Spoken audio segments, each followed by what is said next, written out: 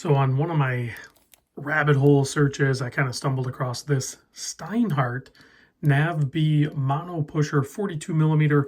This is a limited edition, only available at Lume watches, sold out. I think there was 2 left. I bought one, and then the last one just sold not that long ago. So I think there might be some other variants available, but the warm tones of this one just kind of drew me in. And the MonoPusher, my first experience with a MonoPusher chronograph, and it is a mechanical wind movement. So we'll talk more about that in a moment. Let's get into the case size, and then we'll just go from there. So stainless steel case, it is 42 millimeter. The lug to lug is a 50 millimeter. You can see the entire thing is brushed. 14.2 millimeter thick, double dome sapphire crystal up top. 20 millimeter lug opening, and a 7.6 millimeter well done crown. It is a push-pull crown. The water resist on this thing is, I didn't write it down. Does it say on the case back? 5 Atmos, so 50 meters.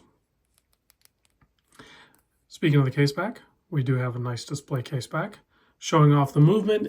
It's actually a Sellita SW510M for manual wind.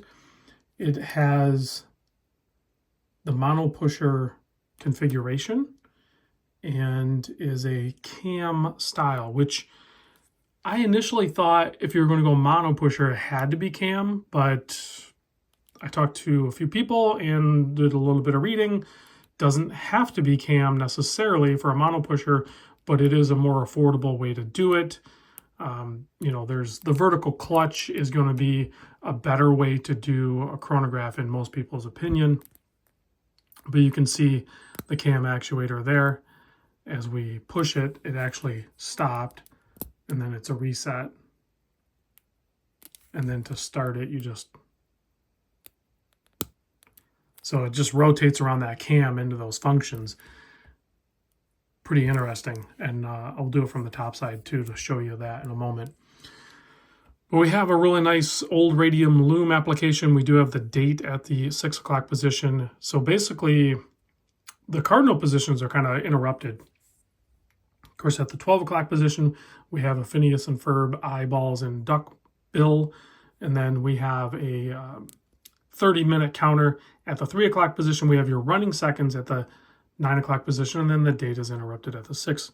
It is a Swiss-made watch. Steinhart, I believe, is from Germany, though, if I'm not mistaken. This is the strap that it comes on. It's actually pretty comfortable. Nice dark olive green, kind of ties in with the warm tones. I do think a nice brown leather strap would also pair up with it pretty nice.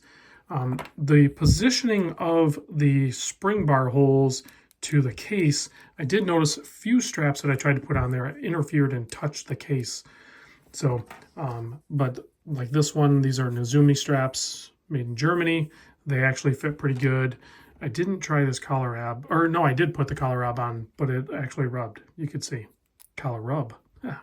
So also in that position there, you can see that's where they put the number. So this is number 15 of only 100 made. And honestly, when you go to the Lume site, now that I think about it, because mine is such a low number, they maybe only made a small batch of them, and they're maybe temporarily sold out. They're still, this might be like the first batch. So if you're interested in picking one of these up, maybe reach out to Lume and see if that's the case.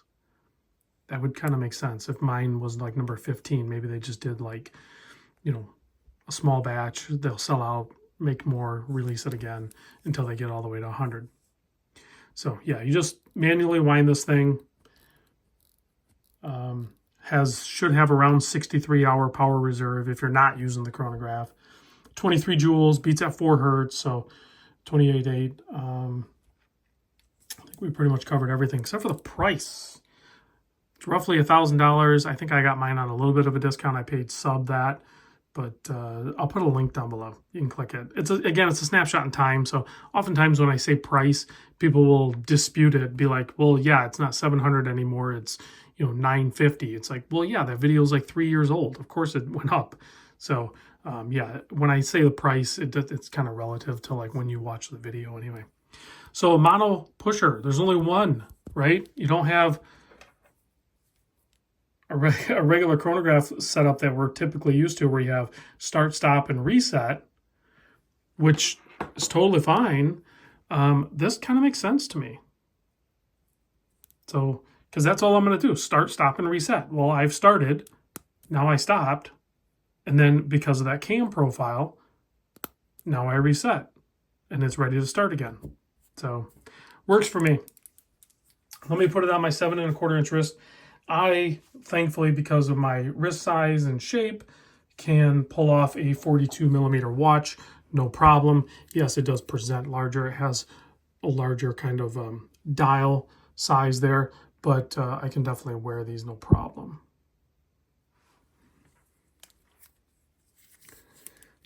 Let's give it a quick blast with the UV light. Turn off the studio lights and check out how well the Lume application is. So a little bit brighter to the naked eye on the hour and minute hand, which are cathedral shaped, and then a little bit dimmer on the Arabics.